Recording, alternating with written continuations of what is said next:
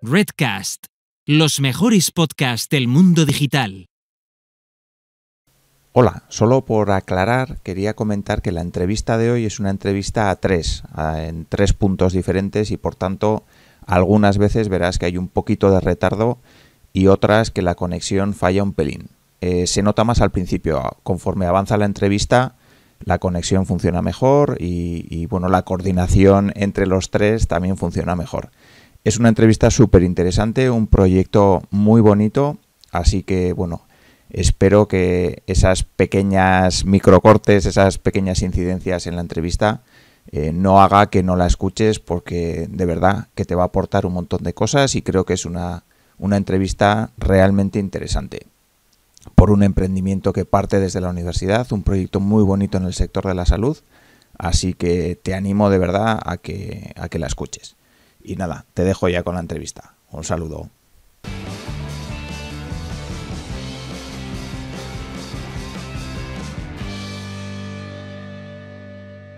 Bienvenidos al podcast de Innocabi con Alfonso Prim.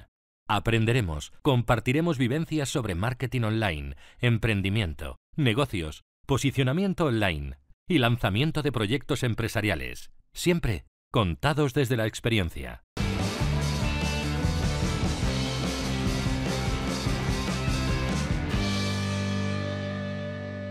Hoy hablamos con el equipo de Legit Health, un programa de diagnóstico y seguimiento de problemas de piel para dermatólogos que ha sido desarrollado por un equipo de jóvenes emprendedores desde la Universidad del País Vasco. El dispositivo emplea inteligencia artificial para hacer un análisis automático de imágenes de problemas cutáneos y ayuda a los dermatólogos a realizar un seguimiento detallado.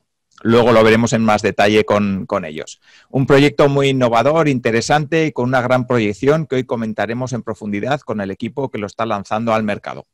De emprendimiento, negocios, inteligencia artificial, emprender desde la universidad y mucho más hablaremos en la entrevista de hoy.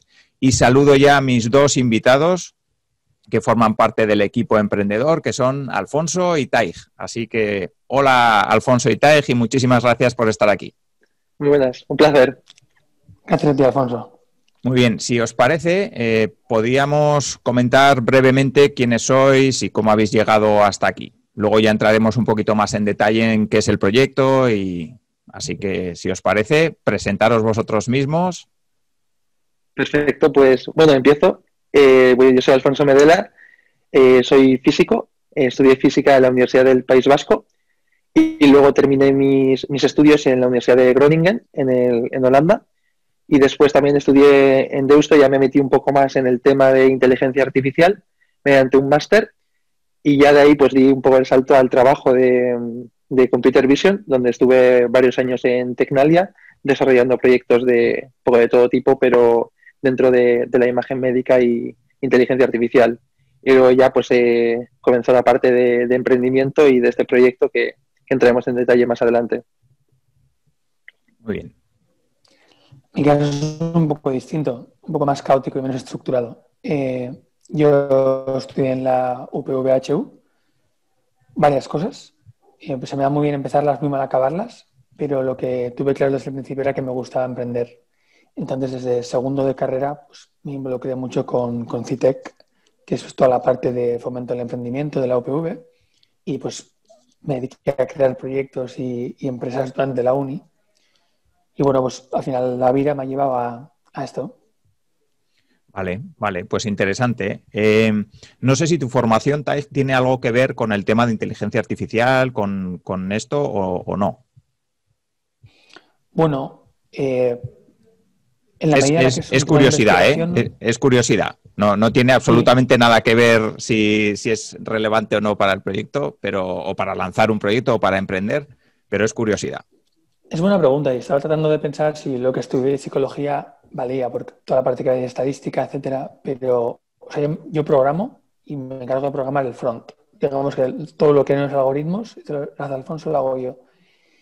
Y sin embargo, todo lo que es, al final esto se basa en el método científico. Creo que porque hacemos algoritmia, pero también porque hacemos un tema médico. Entonces, todo consiste en pues, leer papers, acumular estado del arte y pensar cómo validar las soluciones. Entonces, en esa parte sí que me ha ayudado un poquito mi background más académico. Vale, vale.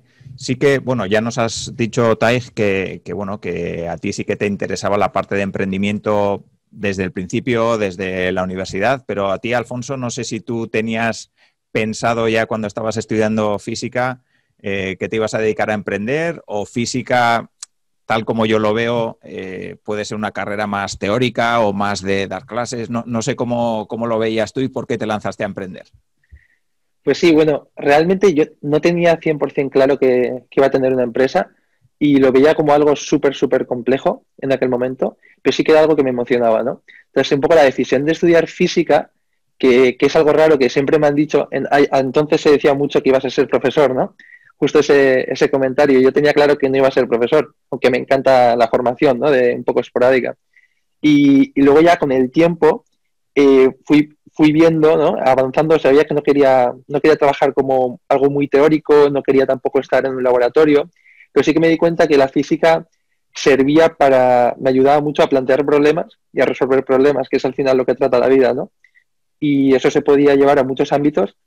Y entonces, cuando fui a Holanda, allí estaba muy avanzado el tema de la inteligencia artificial, lo cual en España no estaba en ese momento.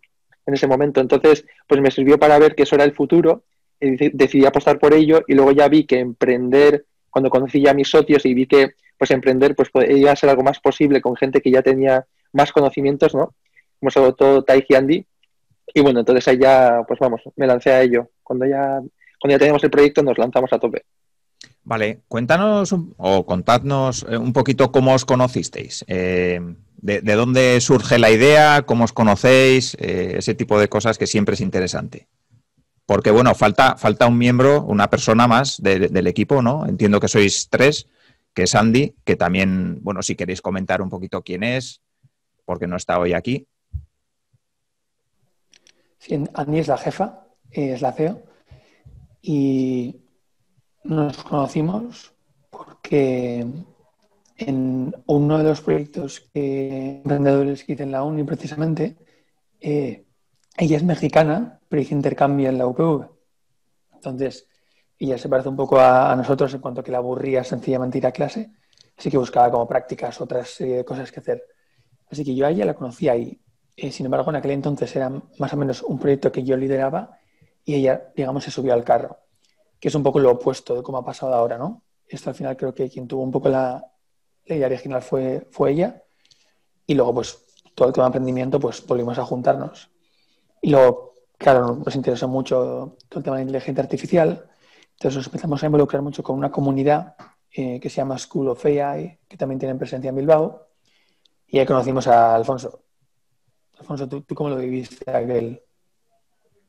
Sí, pues así fue. Al final nos conocimos en ese evento y ahí comenzamos la aventura, ¿no? Realmente fue como un match instantáneo, ¿no? De hecho, fue una presentación conjunta de un montón de gente en la que nos llamó la atención un poco los perfiles de uno del otro y ahí comenzó esa relación. Vale, contadnos un poquito cómo nace la idea. ¿Os conocéis por ese interés mutuo, digamos, en la inteligencia artificial, en ese entorno que de alguna manera pues os permite expresar vuestras inquietudes, ¿no? ¿Y cómo surge la idea? ¿Es de repente un chispazo que se le ocurre a alguien o es poco a poco? ¿Cómo es? Como bien imaginarás, la respuesta es poco a poco y más a golpes que a serendipias, ¿no? La idea original de centrarse en la piel, o sea, del equipo, quien tiene la obsesión con la piel, originalmente es Andy. Y Andy, durante su vida, ha sufrido alguna que otra algún problema dermatológico, entonces tenía esa obsesión de serie. Y luego nos ha convencido a nosotros. Sin embargo, para Alfonso ha sido muy natural, porque él lleva mucho tiempo trabajando con imagen médica y particularmente con computer vision.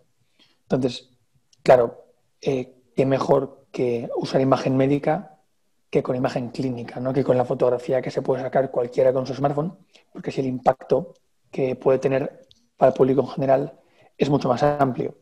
Entonces creo que de esa manera convergieron un poco lo de todos.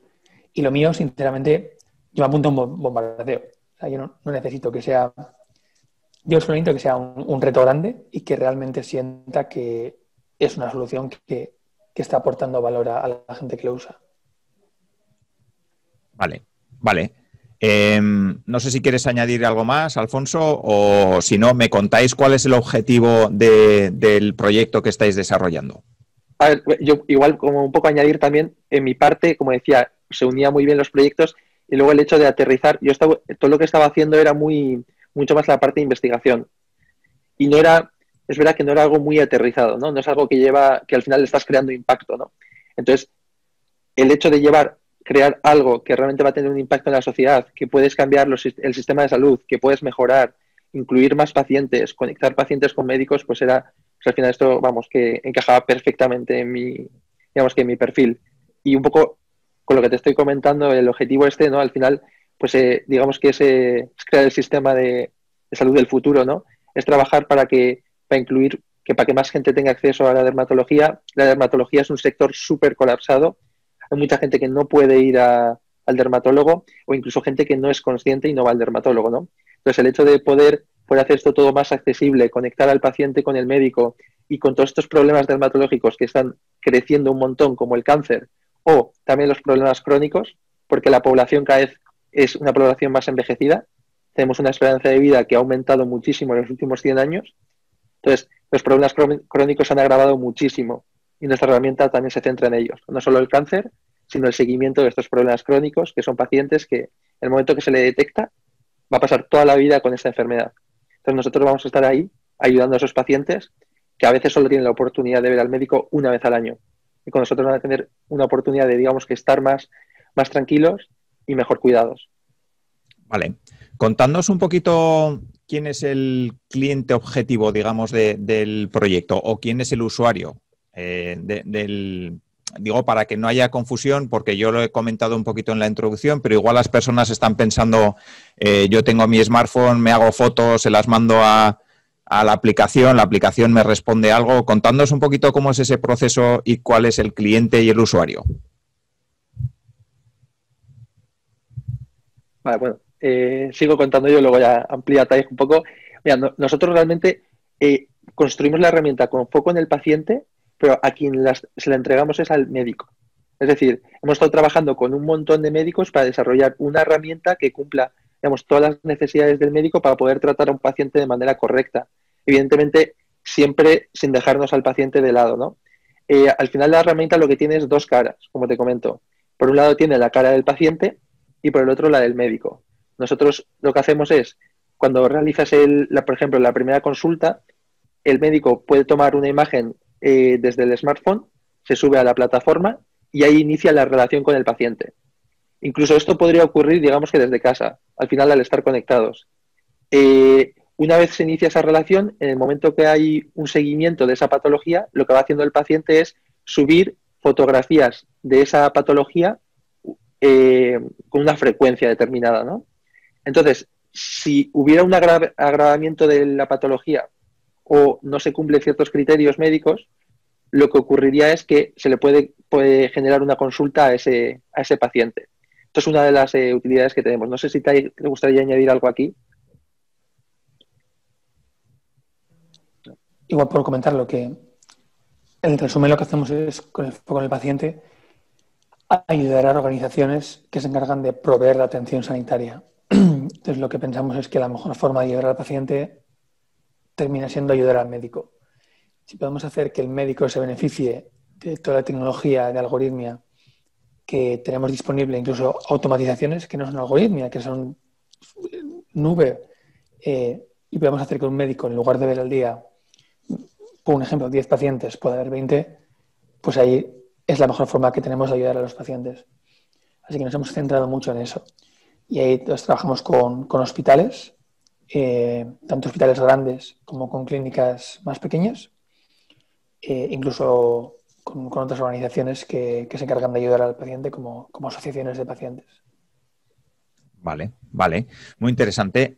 Me surgen dos cuestiones. La primera es no sé si es en el estado en el que está ahora el proyecto, que los pacientes pueden hacerse ellos mismos fotos con su propio smartphone.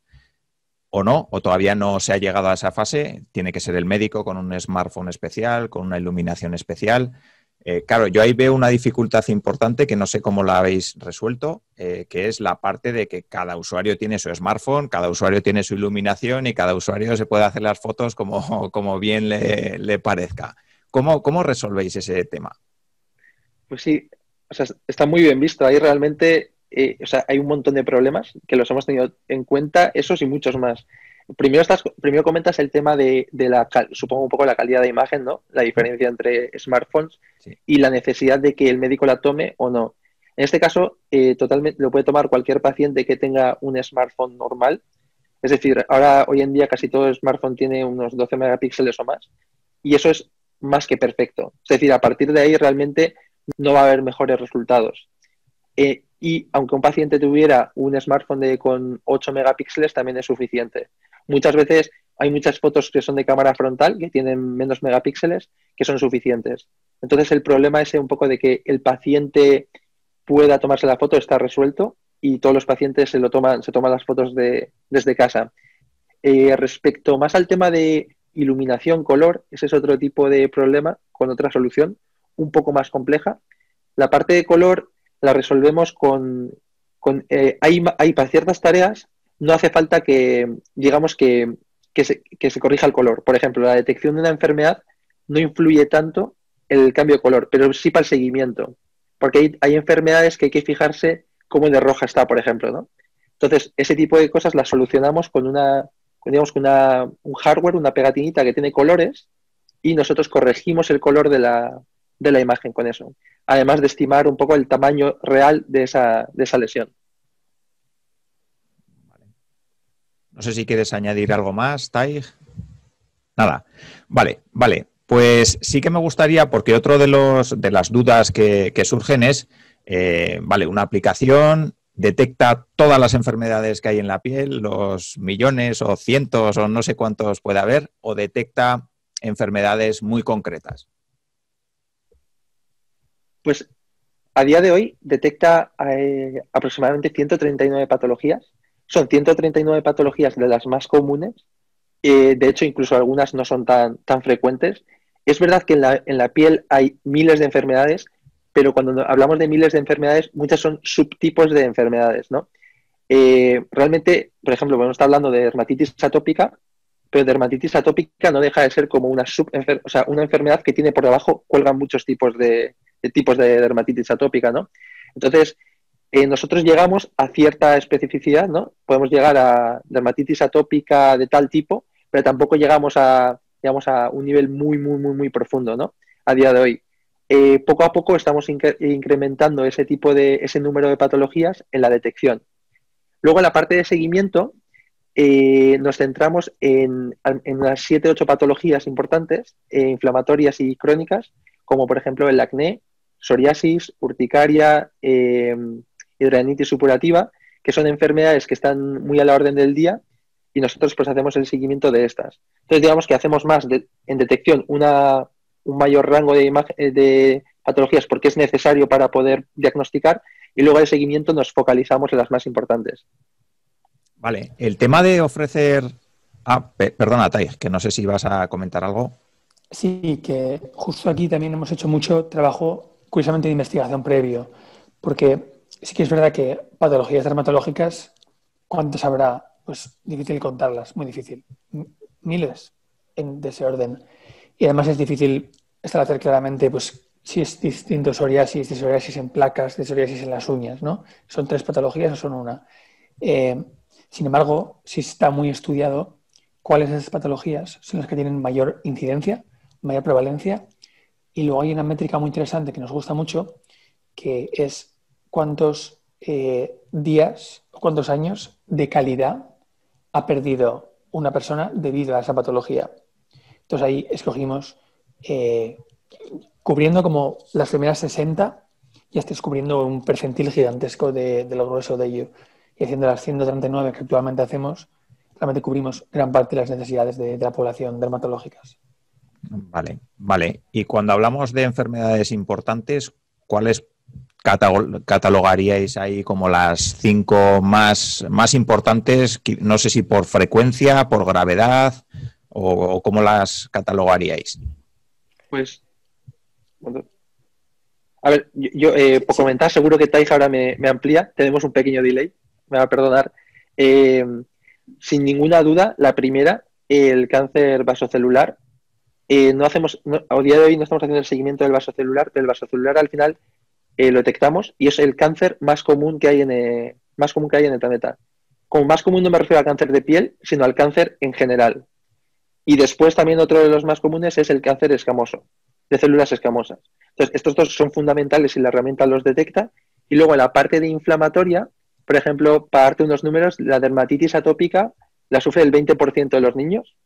Para que te das, o sea, 1 de cada 5 tiene dermatitis atópica. Y el acné, también, por ejemplo, estamos hablando pues de que un porcentaje significativo de la población tiene acné. No sé si ronda el 10%, si no me equivoco, hay de cierto en adultos. Entonces, pues es bastante grande. Vale. Sí. Taig, ¿ibas a comentar alguna cosita? Sí, la forma en la que lo clasificamos generalmente vamos a por las crónicas, patologías cutáneas crónicas, y esas le amargan la vida a la gente. Porque si alguien tiene psoriasis o tiene urticaria, en muchos casos lo tiene crónico. Significa que la gente termina ya rindiéndose. Gente que decide que la vida es así. Y la verdad es que presenta, o sea, es muy disruptivo, ¿no? El otro día hablamos con un paciente que vendía trajes en el Corte Inglés y a partir de que tiene psoriasis en la cabeza ya no puede estar cara al público con tanta tranquilidad vendiendo trajes en el Corte Inglés. Entonces, estas patologías hacen mucho mal, mucho daño, así que nos centramos en ellas. Luego están las malignas, que generalmente decimos cáncer de piel. Pasa que cáncer de piel hay muchos tipos. Entonces, Alfonso ha comentado un poco, pero el enemigo a batir es el melanoma. El melanoma tiene una muy mala tasa de supervivencia. El melanoma se lleva a mucha gente. Entonces, de hecho, fue el melanoma el primero en el que nos centramos. Luego hay otros tipos de cánceres de piel que son menos letales, pero lo que comentaba Alfonso, son muy frecuentes. Y luego llevamos a por las patologías más frecuentes, como el acné, por ejemplo. Sí, creo que no lo había comentado, pero he dado una estadística un poco menos, bueno, que ya es mucho el 10%, pero para que os hagáis una idea, hablamos del 85% de los jóvenes entre 16 y 18 años.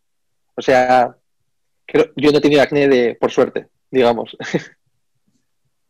Pues es una suerte, yo sí. Yo tuve, vamos, ya casi se me ha olvidado, ya hace mucho, pero sí, la verdad que es un problema. Hombre, no entiendo que no es del orden del cáncer ni de ese tipo de problemas crónicos, pero bueno, para el que lo sufre, pues al final es su problema y lógicamente si le puede poner una solución. Ya que hablamos de solución, entiendo que vuestro sistema lo que hace es diagnosticar y de alguna manera el seguimiento, ¿no? Pero la parte de solución del problema siempre entiendo que tiene que haber un dermatólogo. ¿Cómo funciona la parte de ofrecer soluciones? Sí, sobre eso te dan un contexto muy interesante, que es, tú has sido un paciente que ha sufrido acné. Entonces, te pregunto, ¿tú cómo sabías cuánto acné tenías? Bueno, ni idea. Para mí era muchísimo. Claro, es mucho. O sea, es demasiado, ¿no? Claro, sí, siempre es demasiado. Siempre que hablamos de enfermedades es demasiado, sí. Claro, pero imagínate, si empezabas un tratamiento, ¿no? O imagínate, a veces, según la temporada del año, o según cuánto dormías, igual tenías más o menos. Sin embargo, el gran problema es que tú no tienes una forma estable o objetiva de medir cuánto acné tienes en un determinado punto. Entonces, todos hacemos cábalas, ¿no? Será cuando como chocolate, será cuando me estreso porque hay exámenes, ¿no? Sí. Pero no, ese es el problema, que no hay una forma de medirlo. Y eso a los médicos les pasa exactamente lo mismo, tanto a los médicos como a las empresas farmacéuticas. Entonces, lo que está pasando hasta ahora es, como es muy difícil medir exactamente cuánto acné tiene una persona, es relativamente difícil saber qué tratamientos funcionan mejor o qué cosas son los que desencadenan un peor acné. Y ahí es donde entra la parte de seguimiento, que antes cuando no hemos explicado, o sea, a la gente que no es médico le parece un poco trivial, pero los médicos lo entienden. Ahora mismo, si tú vas con acné a un médico, tiene un papel, no sé si alguna vez te tocó rellenarlo, pero tienen un papel en el que tienes que decir una serie de preguntas y tienes que decir si tienes acné, nada, poco, mucho o muy severo. Y ese es el grado en el que se evalúa el acné. Entonces eso, claro, son 4 rangos y eso es muy difícil después pues, determinar si has dormido bien, has dormido mal, si ha pasado de poco a poco. Lo que estamos haciendo nosotros son algoritmos, por ejemplo, que son capaces de contar con mucha, mucha precisión exactamente cada uno de tus granitos. Y no solamente cada uno de los granos, que pueden ser 70 o cientos según la persona, sino qué tipo de granos son, porque además hay distintos tipos, e incluso qué densidades tienen en distintas zonas. Entonces esto abre la veda a nuevos tratamientos o a identificar nuevos desencadenantes que además sean muy especiales a la persona. Porque lo que se busca hoy en día en medicina es encontrar soluciones a tratamientos muy a medida de la persona, ¿no? Identificando biomarcadores o desencadenantes. Entonces, en esa parte de seguimiento, curiosamente, estamos apoyando muchísimo a la parte del tratamiento, incluyendo las farmacéuticas, que pueden usar nuestra tecnología para evaluar el desempeño de los propios tratamientos. Vale, sí, vamos, toda esa parte me parece interesantísima, todo el volumen de datos que puede haber detrás y que se pueden aprovechar, pues eso, lo que dices, ¿no? Para hacer seguimiento y para desarrollar nuevos, nuevos fármacos, incluso nuevos tratamientos. Así que toda esa parte de datos entiendo que es muy importante y que la gestionáis también. Y que puede ser en el futuro una buena fuente también de diversificación, ¿no? De la propia herramienta y de generar negocio. Claro, ese es uno de los, voy a decir, problemas, ¿no? Pero lo que estamos haciendo es bastante nuevo. Lo que es diagnóstico de patologías cutáneas por imagen, no hay muchísimas empresas, somos poquitas, las podemos señalar con el dedo, pero que se estén especializando en seguimiento, pocas, muy, muy, muy pocas. Y eso nos hace preguntarnos si lo que tenemos que hacer es comercializarlo como una herramienta para validaciones clínicas de tratamientos, cosa que sin duda tiene interés, o si es más para la práctica clínica, es decir, ayudar a tu médico a saber exactamente cuánto acné tienes y además poder hacerlo a distancia y que tú como paciente tengas como tu app y tengas tu autonomía. Entonces, una de las faenas que tenemos es esa, ¿no? Que al final podemos ofrecer valor a varias personas. Incluso has preguntado si vamos directamente a pacientes. Pues supongo que podríamos también, pero ya sería casi otra empresa. Entonces, a veces nos cuesta un poco en cosas que decimos que sí significa cosas a las que decimos que no. Sí. Vale, si os parece, dejamos un poco la parte de negocio para un poco más adelante, porque no quiero pasar de largo la parte de tecnología, ¿no? Que es una parte, sin entrar en detalle, por supuesto, porque aquí no somos ninguno, o sea, quiero decir, las personas que nos escuchan casi seguro que no habrá expertos en inteligencia artificial, yo desde luego no lo soy, entonces tampoco se trata de entrar al algoritmo, pero sí que me gustaría que hablemos un poco de la tecnología y que nos contéis cómo se ha desarrollado, cómo se entrena el algoritmo. Un poquito esa parte tecnológica, sin entrar al detalle. Sí, bueno, a ver, yo me encargo de todo el desarrollo de la algoritmia. Voy a intentar explicarlo súper fácil, tampoco voy a entrar en temas muy técnicos. Por ejemplo, empezando por la parte del diagnóstico, al final lo que tenemos es tenemos técnicas del estado del arte, que son, digamos, las técnicas más nuevas y eficientes para resolver un problema, que son redes neuronales. Más redes neuronales convolucionales y al final no dejan de ser una función con muchos parámetros. Y nosotros queremos optimizarlo. Esto es como cuando tienes un niño y hace algo mal y le dices, eso está mal, ¿no? Tú le vas corrigiendo, ¿no? Le vas diciendo qué tiene que hacer. Entonces tú lo que estás haciendo a una red, le das un montón de datos, le das millones de imágenes y cuando coge una de psoriasis y te dice que es cáncer, dices, eso está mal. Y cuando es una imagen de psoriasis y dice que es psoriasis, te dices, correcto. Entonces, ella sola va aprendiendo a optimizar todos esos números, esos parámetros que para nosotros no significan nada, para que después, cuando haya acabado el entrenamiento, cuando tú le pasas una imagen, te diga exactamente lo que es. Te devolverá la probabilidad de ser, por ejemplo, psoriasis, la probabilidad de dermatitis atópica y después hay que interpretar esos datos. Y entonces luego nosotros lo que hacemos es ordenamos por orden, digamos, probabilístico el resultado de la red neuronal. Eso en la parte más de clasificación, ¿no?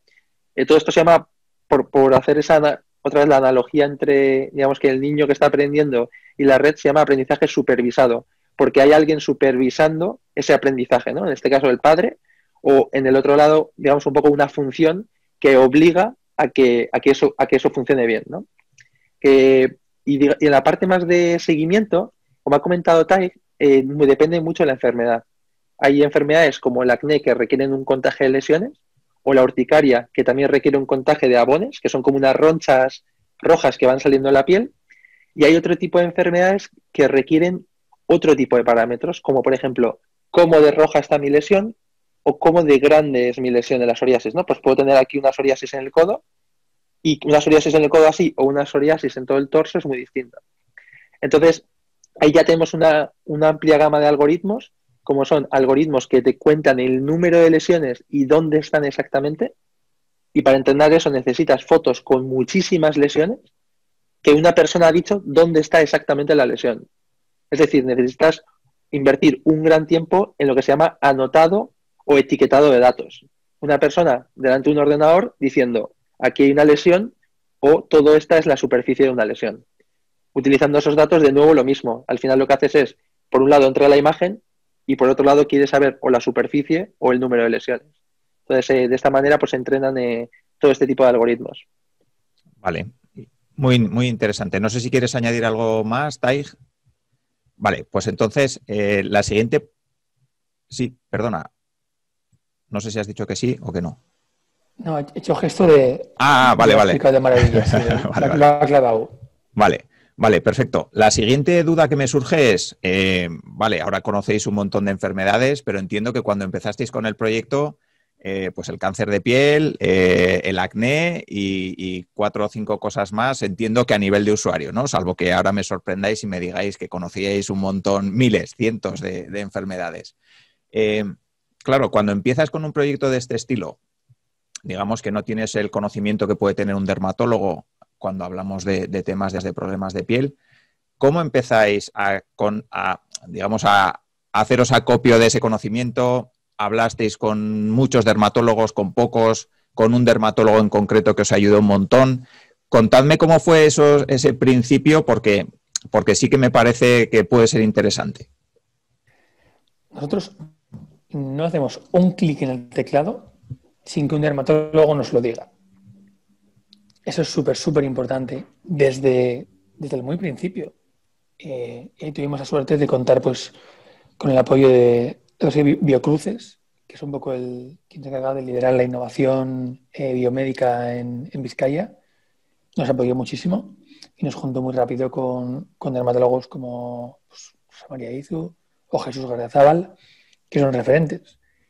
Y luego también hemos hecho mucho trabajo pues, de tocar la puerta de dermatólogos que estén especializados en patologías concretas y asociarnos con ellos para esas patologías. Y además es una sinergia muy bonita porque generalmente estos dermatólogos que se especializan lo que hacen es una labor de investigación, una labor de investigación académica, les gusta publicar. Y lo que hacemos nosotros es muy susceptible de publicación porque está justo en la frontera de lo que está sucediendo hoy en día, ¿no? Del estado del arte. Así que ha sido una labor siempre mano a mano con dermatólogos e incluso otros profesionales médicos como cirujanos de cabeza y cuello, como el doctor Carlos Chiesa, que es un doctor del Hospital Donostia, que es una pasada. Es una pasada. Es, de hecho, un doctor que se ha liado a hacer cursos él de inteligencia artificial y, bueno, al final, pues, estar con estos médicos no solamente nos da ese rigor médico, sino también nos motiva a seguir trabajando. Vale, interesante. Me surge una duda y es, bueno, yo estoy en contacto con bastantes emprendedores y tal, y siempre está el momento ese en el que tienes que hablar con alguien y, bueno, siempre da cosa, ¿no? Hablar con una persona que consideras que es, bueno, pues en vuestro caso, pues un dermatólogo reconocido a nivel, no sé si español o a nivel mundial, o a nivel europeo, pero siempre da respeto, ¿no? Ir a pedir consejo, ir a pedir ayuda a un profesional al que, bueno, pues lo necesitas para desarrollar tu proyecto. En vuestro caso, ¿cómo fue ese proceso de, bueno, de empezar a contactar con esos médicos, con esos dermatólogos y luego, pues bueno, al final pedirles que os ayudaran o cómo fue? Es un tema personal, así que igual respondo primero yo y luego cuentas tu experiencia, Alfonso. En mi caso, me gusta como lo has dicho, ¿no? A veces da como cosa hablar con estos referentes, estos hematólogos. Yo creo que nací sin cosa, sinceramente. Es un atributo además que saca la de mi madre. Mi madre tiene aún menos cosa que yo. Y no sé, no me... Siempre veo como que todos somos personas, humanos, que queremos como hacer cosas. Y de hecho me he encontrado que generalmente cuanto más como éxito tiene una persona, generalmente luego hablas con ellos y son los más abiertos a colaborar. Y luego al final es, pues yo qué sé, pues el supermercado y es la persona que, ¿no? Con la que hoy te estás colando en la fila del supermercado, ¿no? Y luego la gente que es médicos como Carlos Chiesa son la leche, son de tomarte una caña y hablar de la vida. Alfonso, ¿tú cómo lo has vivido? Pues sí, yo sí tengo más esa cosa, ¿no? Dentro de mí, ¿no? Pero sí, mira, yo siempre he sentido un respeto tremendo por los médicos, pero al final intento verlo como lo dice Tarek, ¿no? Yo he conocido mucha gente en la calle, en momentos más sociales, donde estás en un bar o donde estás en otro tipo de situación, y después te enteras de lo que es, y lo vives y es completamente distinto, ¿no? Porque luego dices, joder, este tío es el CEO, es el jefe de tal empresa de 100.000 empleados, y diciendo, ¿cómo es posible que haya hablado con él de tal manera y que haya creado tal vínculo de amistad, ¿no? Entonces lo que dice Thais, ¿no? Al final es esa persona que te la encuentras luego en la calle y que también es igual que tú, ¿no? Entonces, si lo abordas desde ese punto de vista, y no solo lo abordas desde ese punto de vista, sino que encima sabes que poco a poco vas entrenándote más en saber pues cuáles son los intereses, ¿no? Los intereses suyos, los tuyos, los mutuos, ¿no? Y empiezas a encontrar ese punto medio, te vas dando cuenta de que todo fluye más, de que al final pues los dos salís súper contentos de la reunión. Y realmente, pues eso, pues la cosa es que sí al principio la tenía, hace unos años me costaba muchísimo más. Ahora ya pues es algo muy natural para mí. Vale. Contadnos ahora en qué estado está el proyecto, exactamente. Bueno, exactamente, vamos, lo que queráis contar, pero vamos, por hacernos una idea de si lo tenéis muy avanzado, de si ya está en fase de comercialización, de si está en fase de pruebas todavía, por tener el horizonte marcado. ¿Contesto yo, Thais, esta? ¿O tú? Nos da fatal esto, tío. Nos pisamos todo el rato. Vamos a turrarnos. Esta hago yo y la siguiente tú. Bueno, sí, está quedando una entrevista un poco rara porque estamos a 3 bandas y cada uno en un sitio diferente. Entonces, no pasa nada. Dentro de ese contexto yo creo que se entiende perfectamente y que, vamos, que está quedando bien. No os preocupéis. Es una entrevista en tiempos de COVID, que es la realidad en la que vivimos ahora. Pues esto va un poco además al hilo, al punto en el que estamos. Nosotros empezamos con esta solución, ya incluso no teníamos el marcado CE, que es algo necesario para comercializar, porque somos un dispositivo sanitario, pero ya empezamos a hacer un poco, tocar puertas más a nivel comercial.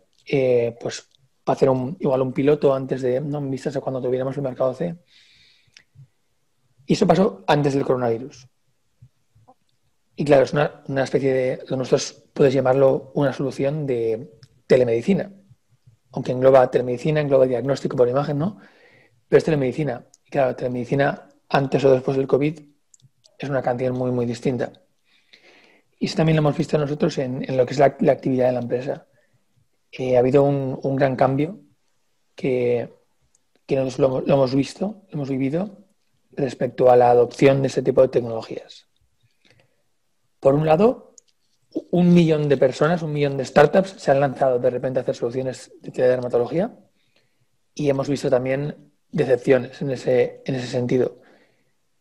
Sin embargo, esto ha sucedido porque la demanda ha aumentado. Entonces, hospitales o médicos que... Pongo un ejemplo. Íbamos a tener una reunión hace no mucho, igual hace un año, te hablo, mira cómo ha cambiado todo, con unos médicos y pensamos en hacerla por videollamada. pero era impensable. De hecho, cuando lo hablamos con la gente de Biocruces, nos dijeron, es que no se mueven mucho por videollamada, no les gusta. Claro, eso fue cuando era una opción, mucho antes del coronavirus. Se empezaron ya a oír rumores de coronavirus. De ahí a como estamos ahora, realmente es flipante la velocidad a la que ha avanzado la digitalización de la sanidad. Entonces, en ese aspecto, estamos creciendo bastante rápido. En España estamos ya en algunos centros médicos con hospitales y el que más avanzado estamos es el Hospital de Torrejón, que está en Madrid, y están usando la herramienta pues, para todo el departamento de dermatología. Y la experiencia es muy buena. Luego también estamos ofreciendo a residencias o centros asistenciales que lo que tienen son, por ejemplo, poblaciones que no pueden acercarse o desplazarse a un centro de atención primaria y pues, tiene que ir alguien a su casa, entonces se toma la fotografía, el algoritmo lo analiza, o incluso un familiar le puede sacar la fotografía para que luego le llegue al practitioner, ya me sale en inglés, porque también estamos empezando a trabajar con Alemania y Reino Unido. Es una cosa muy, muy inicial, pero está un poco más avanzada con el Reino Unido, de hecho, para incorporar la herramienta en el sistema público, en el NHS. Y esto ha sucedido muy rápido. Debería haber sido más lento. Entonces, en ese aspecto, la verdad es que hemos sido afortunados dentro de lo malo. Vale, sí me gustaría preguntaros también por esa parte, o digamos esa fase inicial, ¿no? De prototipado, de testado de la idea. Yo entiendo que, no sé, yo como me lo imagino, ¿no? Que vas a un médico y le dices, mira, es que tengo una aplicación que te puede ayudar en el diagnóstico y el seguimiento de enfermedades cutáneas. Y bueno, puede ser que le entre por aquí y le salga por allá, o que realmente os haga caso. En vuestro caso, ¿cómo fueron primero ese primer prototipo, cómo fue, cómo lo hicisteis? Y luego, ¿cómo fue esos primeros early adopters, digamos, esos primeros que se atrevieron de alguna manera a probar la herramienta? Esto puedo comentar un poco y luego si Sotaik me lo amplía. Como te comentamos, nosotros empezamos por la parte del melanoma, ¿no? Que el melanoma tiene un interés muy, muy grande porque es muy letal, ¿no? No es tan común como el vasocelular, pero una vez tienes melanoma es muy complicado, ¿no? Entonces, comenzamos con la detección del melanoma. Al final, la detección supone clasificar, digamos que diagnosticar, ¿no? Es como un poco como un sinónimo, ¿no? Entonces, nosotros con esa herramienta, con eso que fuimos construyendo en la detección de melanoma y poco a poco más tipos de cáncer, pues nosotros entonces creíamos que teníamos la solución, ¿no? Entonces, tú empiezas a contactar con médicos y te vas dando cuenta de que, por ejemplo, un médico es bastante bueno, ¿no? Normalmente un experto, igual un residente no, pero un experto pues tiene muy buen ojo y te dice, oye, pues esto no es la herramienta que más me ayuda a mí, ¿no? La detección. Yo tengo tales y tales problemas, ¿no? O sea, te lo dice el número uno. Otro te va a decir, pues a mí me gusta un poco, pero lo veo más para atención primaria y tal. Y poco a poco, cuando llevas 100 médicos, has recogido una evidencia que es la que vas incluyendo en tu MVP.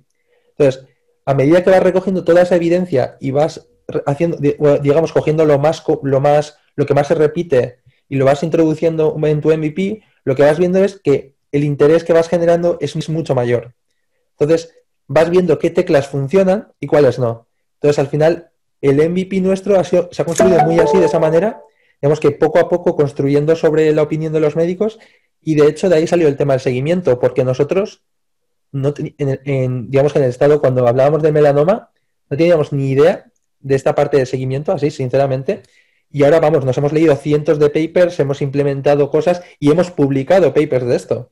Entonces, imagínate el cambio que ha generado todo esto, ¿no? Entonces, así hemos construido un poco todo ese producto mínimo viable. Vale. Sí, además, recuerdo la sensación, seguro que también te acuerdas, que al principio, o sea, teníamos reuniones con dermatólogos a diario. O sea, hacemos muchos contactos, ¿no? Y, oye, ¿te importa que quedemos? Te contamos lo que estamos haciendo, nos dices qué te parece. Y hacíamos esto a un ritmo bastante de fatiga, si te digo la verdad. Pero fue muy valioso. Y llegó un punto en el que empezamos a ver que lo que nos decía se iba repitiendo. Y ahí es cuando empezamos a ver que ya estábamos adquiriendo conocimiento verdadero sobre las necesidades de estos médicos. Pero sí, fue reunión, reunión y reunión tras reunión. ¿Te acuerdas? Un pedazo de trabajo de Andy que tenía, que creo que tiene localizados a todos los médicos del mundo. Entendamos localizado por un poco el nombre, no su casa. Sí. Vale, una duda que tengo es, para entrenar el algoritmo entiendo que hacen falta cientos o miles o cientos de miles de fotografías de enfermedades y de problemas cutáneos. ¿Cómo se consigue eso? ¿Cómo habéis conseguido entrenar al algoritmo? Pues esa es otra muy buena pregunta que nos hace mucha gente y al final, principalmente, primero comienzas también con datasets públicos. Hay datasets públicos que son atlases dermatológicos, como son el DERNet y el ISIC, pero al final eso es lo que tiene acceso todo el mundo, ¿no? Con eso es un poco lo que se construyen por las publicaciones más iniciales y los algoritmos más iniciales.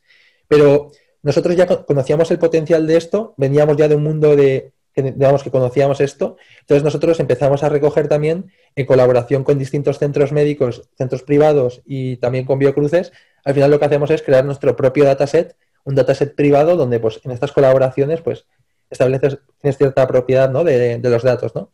Entonces, combinando esos datos privados y públicos, al final estás creando herramientas que no tiene acceso todo el público, ¿no?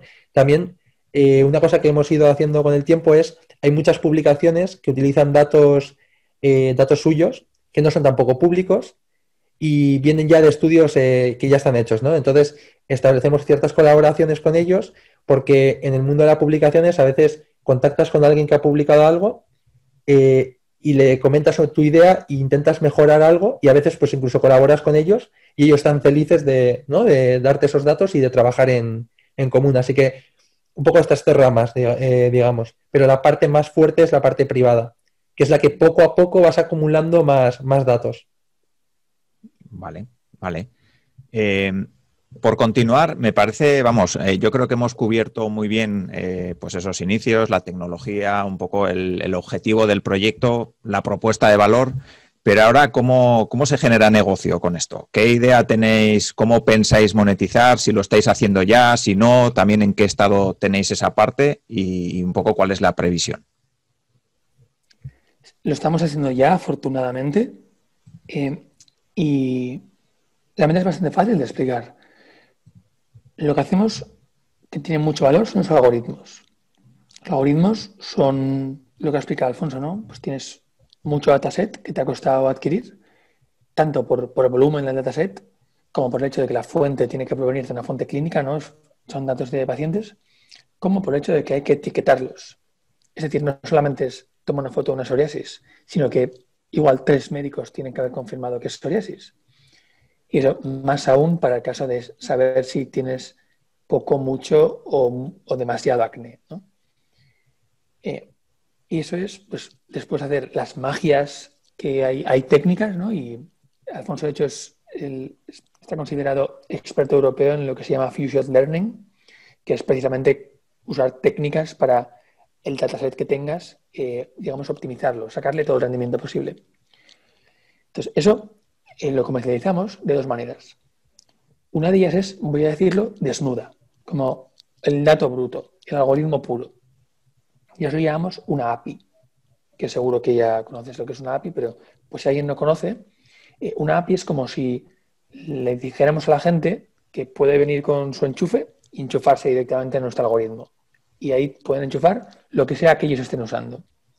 Eso tiene sentido para empresas muy grandes, hospitales muy grandes, que ya tienen todos sus sistemas informáticos, no quieren cambiarlos ni meter otros, pero quieren meter los algoritmos.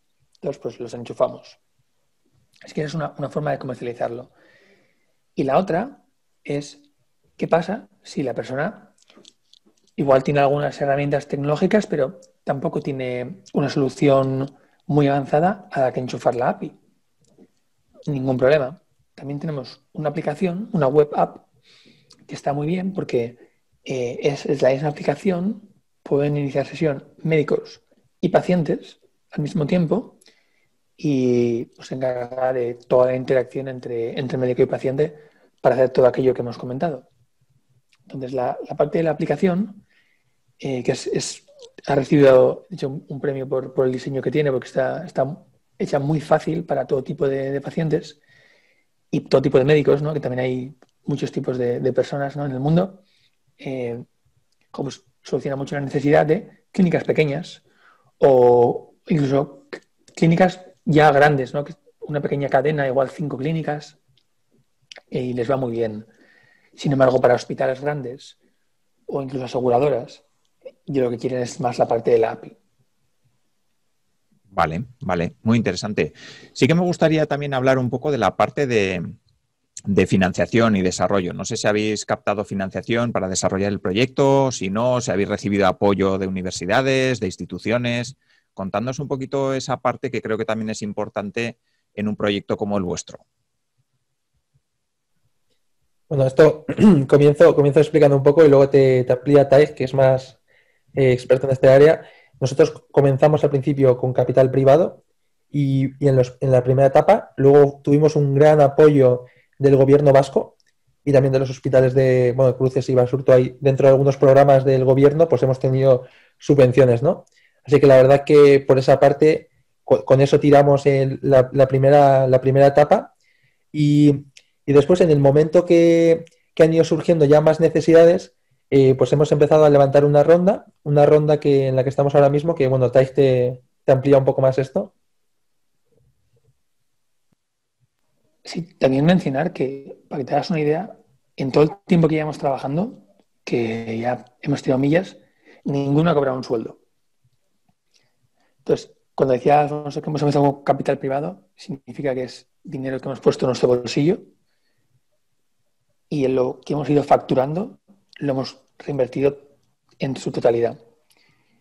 Pero sí, por supuesto, toda la ayuda que hemos recibido del gobierno vasco sobre todo tiene un programa llamado MedTech, que es para ayudar a empresas como la nuestra, empresas pequeñas, a validar clínicamente sus herramientas. Sin eso no sé dónde estaríamos. Y luego, como siempre, pues la verdad es que la Diputación de Vizcaya y en concreto la UPV siempre se ha portado con nosotros de maravilla y ahí tenemos mucho agradecimiento. Y ahora ya estamos en un punto en el que hemos generado ya no evidencia clínica, sino evidencia de negocio suficiente como para levantar una ronda.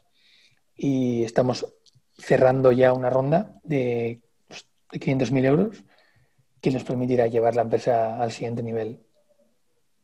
Vale, no sé si queréis comentar ya cuál es el siguiente nivel o si lo dejamos para un poco más adelante. Pues mira, tengo un Excel muy divertido. ¿Un Excel de los de verdad o...? O sea, de los que... De verdad de la vida.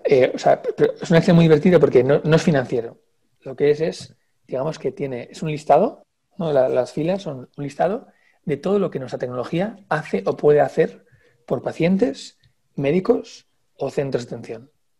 Entonces, hay un montón de cosas ahí que hace como pues reducir estructura de costes, reducir el tiempo de uso de maquinaria, en el caso del paciente, aumentar su calidad de vida, en el caso del médico, pues reducir la cantidad de personas que no aparecen a una consulta. Hay un montón de problemas que hemos identificado. Y el dinero lo queremos precisamente para coger la herramienta del algoritmo y decir, mira, esto sabemos que es un problema muy gordo de esta población, de este segmento, hay que solucionar esto. Entonces, pues desarrollar funcionalidades nuevas de la aplicación o nuevos algoritmos para hacer la vida más fácil en ese aspecto. Y te digo, tenemos un Excel tan largo que con 500.000 no nos da, ¿eh? Vale. Sí que, bueno, he visto por ahí también, y creo que en la entrevista de Pensamiento Digital que escuché que os hizo Frankie, también comentabais que habéis tenido algún acuerdo de colaboración con Xiaomi y no sé si con algún otro tipo de empresa así potente también. ¿Qué os ha aportado este tipo de acuerdos? No sé si todavía está vigente o ya no. Contadnos un poquito esa parte porque creo que también es interesante para este tipo de proyectos. Pues al final este tipo de colaboración surge de la necesidad de nuestra en las validaciones clínicas que realizamos. Al final todo nuestro producto todo lo tenemos que validar clínicamente en los hospitales y para ello, como bien te hemos comentado, pues necesitamos los smartphones, ¿no? Entonces, lo que hacemos es proveer a los médicos con estos smartphones de Xiaomi. Es un acuerdo que al final es de interés mutuo, ¿no? Porque a Xiaomi le interesa, Xiaomi entra en la parte médica, que está, de hecho Xiaomi tiene un catálogo súper amplio de productos, ¿no? Y al final pues también le interesa toda la parte del área médica, y a nosotros nos encanta colaborar con un partner tan grande, ¿no? Y que nos ha dado un apoyo de la leche porque nos manda estos teléfonos a todos los, digamos que a todos los médicos, ¿no? Y también es verdad que trabajamos con Derlite. Derlite es un proveedor trabajan con dermatoscopios, y tienen dermatoscopios, no el aparato en sí, sino un dermatoscopio que se lo acoplas al teléfono móvil. Un dermatoscopio es como una lupa especial que tiene una luz también muy, muy especial, ¿no? Sirve para lo pones justo en la piel y se ve la foto de un lunar, por ejemplo, súper ampliada y muy, muy bien, ¿no? Sin ningún brillo ni nada. Entonces, este tipo de dispositivos que hay de todo tipo, pues utilizamos unos muy buenos para llevarlos también al hospital, y al final utilizar el smartphone solo o con este tipo de dispositivo. Así que es un poco ese tipo de colaboración la que tenemos con nuestros partners. Vale. Sí que me gustaría también la parte de, digamos, ya hemos cubierto cómo habéis desarrollado el proyecto, cómo lo habéis lanzado, un poco la parte de modelo de negocio, pero sí que me parece interesante también cubrir la parte de cómo dais a conocer el proyecto, qué canales de marketing usáis, no sé, contándonos un poquito también la parte esa, porque yo creo que es muy importante, ¿no? Publicaciones científicas. Nuestro sector, el marketing se basa en la evidencia, cosa que nos encanta, pero es lento. Nos gusta porque lo que estamos haciendo realmente ofrece muchas posibilidades de publicar, y eso nos ayuda mucho a colaborar con otros médicos para publicar. Pero no hay un atajo, no es como otro producto que de repente, no por trabajar con Xiaomi, de repente ya la gente quiere usarte. Es un sector siempre muy basado en la evidencia. Así que nuestro marketing, curiosamente, consiste en hacer validaciones clínicas con hospitales y publicar resultados en revistas científicas. Parte de ello, si lo quieres llamar incluso, o sea, estoy pensando ahora que se puede considerar marketing de influencers, pero claro, estas publicaciones no las hacemos solos, las hacemos con los expertos médicos que son referentes en su área. Ser referentes, precisamente, lo puedes llamar ser influencer, que es totalmente meritocrático, no va de subir vídeos, vas a PubMed o a cualquier lado y ves que tiene 800 publicaciones médicas. Pues trabajar con ese. Y esa es nuestra principal herramienta de marketing, publicar, congresos. Vale, interesante. Al final, en el mercado en el que estáis, pues entiendo que vais a los canales donde va a estar vuestro usuario final. O sea que vamos, entendible 100%. Ya casi para terminar, sí que me gustaría, es una pregunta que suelo hacer siempre a emprendedores y tal, que nos contéis algunos aciertos, errores que hayáis cometido, que ahora vistos que ya han pasado, podéis pensar, joder, si hubiera hecho no sé qué, ya sé que todo lo que habéis hecho os ha llevado a donde estáis y estáis contentos y felices, ¿no? Entiendo tanto de los errores como de los aciertos, pero sí que mirando un poco hacia atrás, sobre todo para las personas que estamos fuera, que nos den algunas pistas de qué cosas habéis cometido que quizá no deberíais haber hecho o al revés, qué cosas habéis hecho bien de las que os sentís orgullosos y que gracias a eso el proyecto ha avanzado. ¿Puedo comenzar yo esto? A ver, más que yo enfocaría esta pregunta más, no sé si decirlo más que a nivel de empresa, como qué grandes errores y qué grandes fallos. O sea, lo puedo pensar un poco más personal, lo quiero enfocar un poco más personal porque yo realmente soy el que menos viene de este mundo digamos que de la empresa, ¿no? De emprender. Y te vas dando cuenta que, joder, pues para estar bien alineado en este mundo, pues vas cometiendo ciertos errores, a veces dices cosas que no está, pues que igual no están bien, o a veces pues desarrollas algo que no tenías que haber desarrollado al principio porque te ha gustado, ¿no? Son cosas, o sea, estoy hablando más desde el punto de vista igual de la técnica, ¿no? Punto de vista técnico. Entonces, un consejo sí que daría por la parte técnica, no hemos pecado de esto, pero a veces se construyen cosas que no son necesarias. Entonces, hay que andar con cuidado con esto y siempre estar súper alineado con los médicos.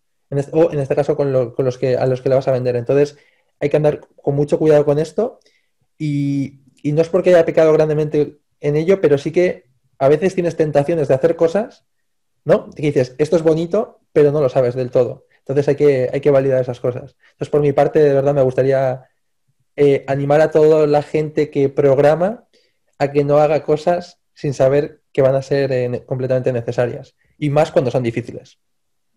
Sí, sí, vamos, me parece un consejo fabuloso y todos los que hemos lanzado algún proyecto lo hemos cometido alguna vez, ese tipo de fallo de lo que tengo en mi cabeza es lo que de verdad va a funcionar y no tanto lo que me están diciendo desde el mercado, ¿no? Sí, y luego ya por terminar esto, que es justo sobre lo mismo también, el acierto es muy rápido darte cuenta de esto y quitar ese miedo de hablar con la gente, que es justo el que has comentado, esa cosa que la tiene la mayoría de las personas, Type no, ya lo sabemos, y de verdad, invertir el tiempo en quitar ese miedo y en hablar con la gente, te va a hacer no perder todo ese tiempo que vas a perder seguro si tú te pones a pensar en casa y crees que es la solución. Entonces, nosotros lo hicimos muy desde el principio y tuve la suerte de darme cuenta muy al principio y de entrar en este mindset de, ¿no? de Lean Startup, ¿no? Más de emprendedor y de hacer las cosas bien. Muy bien. No sé si quieres añadir algo, Tai. Estoy muy de acuerdo con todo lo que ha dicho. Sí, muy bien. Muy bien, perfecto. Pues yo la verdad es que yo también, ¿eh? O sea que sí, creo que es un gran aprendizaje y creo que es algo que cualquier persona que tenga una idea de negocio en su cabeza y nos esté escuchando, creo que lo debe apuntar con letras bien gordas en su diario emprendedor. Así que muchísimas gracias.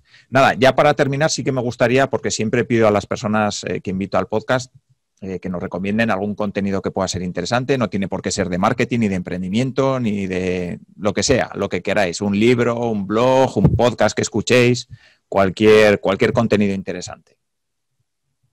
Puede ser todo lo friki que queráis, no hay ningún problema ni ninguna limitación en eso tampoco. Acabo de la leche. Pues iba a decir algo muy poco friki. Pues muy poco friki, tampoco hay limitación en lo contrario. Yo diría claramente, y además súper unido con lo que ha dicho Alfonso, si alguien no ha leído el método Lean Startup, va tarde.